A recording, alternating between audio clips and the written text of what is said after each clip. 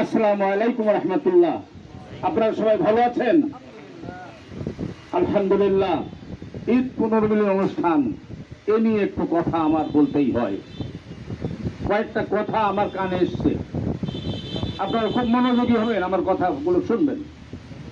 ঈদ পুনর্মিলন অনুষ্ঠান সাধারণত ঈদের দিন থেকেই শুরু হয়, 1-2 দিনের ভিতরেই করতে হয়।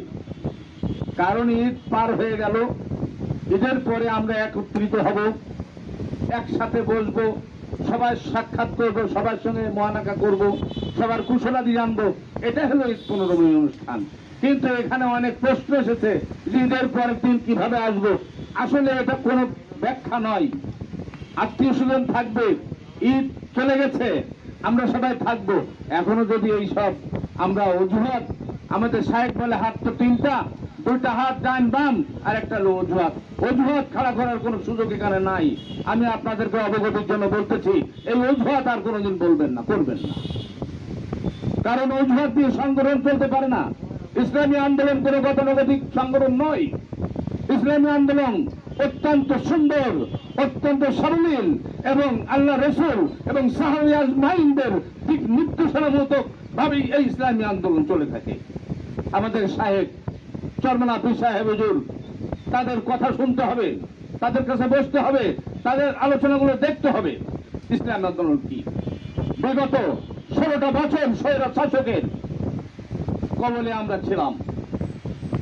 কোন সংগঠন মাথা উঁচু করতে পারে নাই, কোন সংগঠনের মানুষ কথা বলতে পারে নাই। তার কোন অধিকার থেকে তারা মাহরুম হয়ে গেছে, সমস্ত অধিকার থেকে বঞ্চিত ছিল।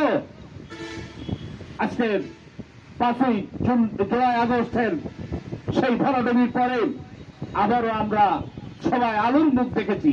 সত্য কি মিথ্যা? আমরা আলোর মুখ দেখেছি।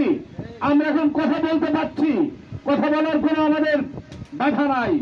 তৎকালীন সময় মসজিদে বসে কথা বললেও অ্যারেস্ট হতে হয়েছে, অনেক হয়রানির শিকার হয়েছে। আজকে তা নয়। আমরা ইসলামের কথা বলছি, আমরা কোরআনের কথা বলছি, আমরা রাসূলের কথা বলছি, বুদ্ধের কথা বলতে পারছি। এই জন্য আমরা আলহামদুলিল্লাহ বলবো না? যাদের কারণে, যাদের সহমর্মিতায়, যাদের উদ্দেশ্যে, যাদের কষ্টার্জিত এই স্বাধীনতা পেলাম, তাদের জন্য কি আমরা দোয়া করতে পারবো না? আল্লাহ তাহাদের যেন, যারা চলে গেছে দুনিয়া থেকে, আল্লাহ যেন তাদের শহীদের সর্বোচ্চ মাকাম দান করেন। আল্লাহ জান্নাতের সর্বোচ্চ মাকাম তাদের দান করুন। আল্লাহুম্মা আমিন। ইসলামী আন্দোলন কোনো গতানুগতিক দল নয়, সংগঠন নয়। আমাদের কাজগুলো আছে আতিউল্লাহ আতিউর রাসূল কুলিল আমরি মিনকুম, অর্থাৎ তোমরা আমিরের নির্দেশ ফলো করো।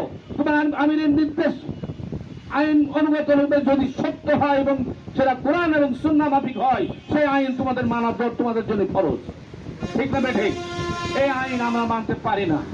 আজকে আমার বড় দুঃখ হয় যে আজকে অনেকদিন পর ঈদ পুনর্মিলন অনুষ্ঠানে আমাদের যতগুলো সদস্য থাকার কথা ছিল 100 ভাগের 1 ভাগ আমরা হাজির হতে পেরেছি। আসলে আমাদের দুর্বলতার কোথায়? অজুহাত।